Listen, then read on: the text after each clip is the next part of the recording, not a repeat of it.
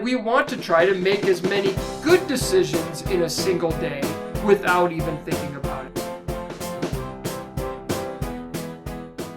So they say that building good habits takes about 30 days. So you have to do something consistently for about 30 days before it starts to become second nature and you start to just do it out of habit, obviously. So habits are formed whether we like it or not.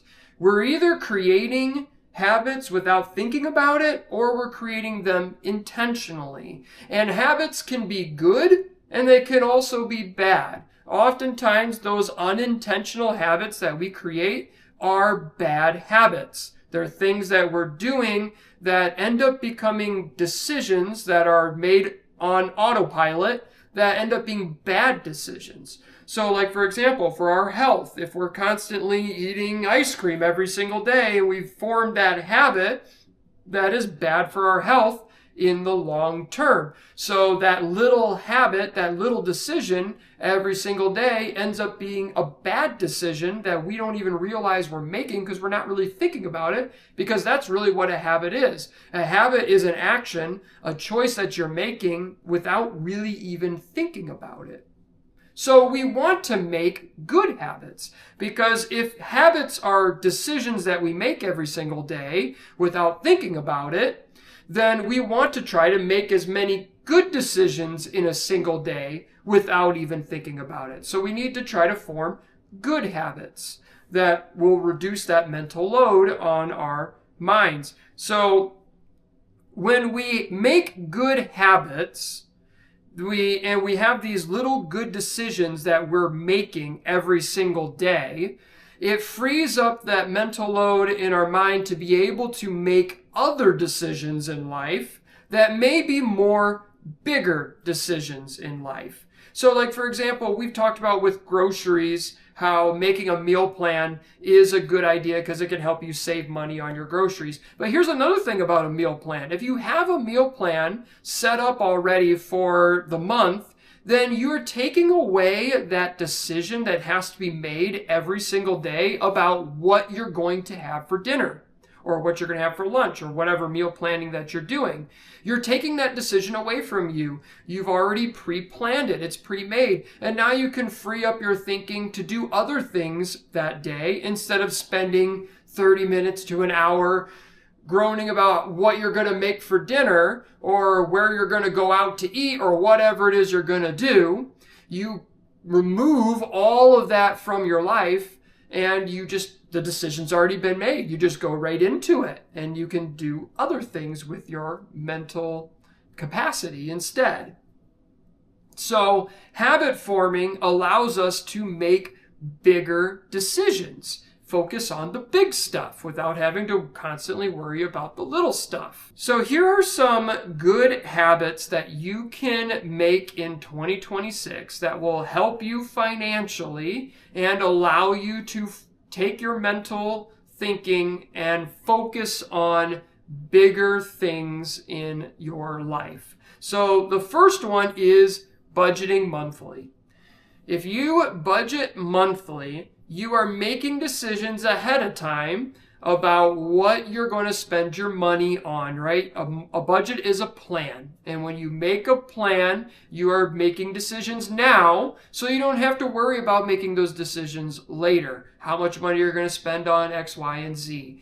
And getting into this habit of making a budget every single month, maybe make it the Friday before the new month or whatever day you want to pick. Pick a day that's the week before the new month and make that your monthly budget day. And you just do it every single month and build that habit over time.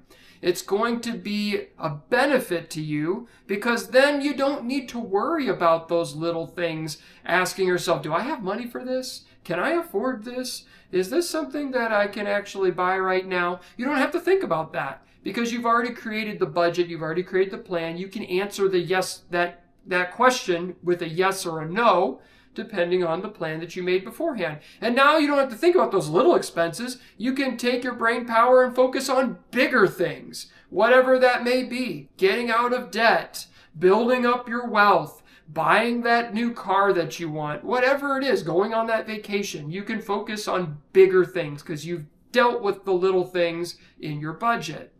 The next habit that you can form for this year would be to track your budget. We've talked about this before. Once a week, pick a day and put in all the transactions that you made for that week into your budget to see where you're at. Because a plan is not useful if you're not actually following through with the plan, which means you have to check in every so often and see how you're doing with that plan.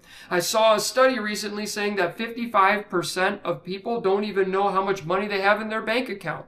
That's scary because you should know that number. You should be aware of how much money you're spending and how much money you're bringing in. You should be aware in tracking that stuff because that helps you make adjustments in the middle of the month. And stay on track with your budget, right?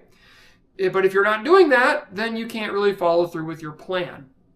So that would be the next good habit to build into your systems for 2026. And that is tracking your budget at least once a week. Check in, see how you're doing. Are you on track? Are you getting a little off track in certain areas? What adjustments need to be made? The last habit to build for 2026 is to find ways to live on less than you make. So finding margin in your budget, cutting back in areas that maybe you have wasteful spending for this year. So maybe you have a subscription on something that you barely use and it's time to cut that subscription out of your life. Go ahead and do that. You'll save yourself some money. Maybe it's time to make that phone call and renegotiate your phone bill or your internet bill or whatever other bill that you have that you've been paying exorbitant funds on for 3 years or 4 years or 5 years now. Maybe it's time to cut back on going to Starbucks every single workday and instead having the coffee pot at home, create some coffee at home, take it with you to work, and save money there. Or maybe there are many other little things in your life where you're spending money where a slight adjustment could be made to save you a good chunk of money every single month that could then be used to accomplish bigger things in your life. So that would be my last habit forming thing for 2026 is to look for ways to live on less than you make, cutting back in certain areas so that you can create margin to get those bigger goals that you may have for 2026 completed this year. So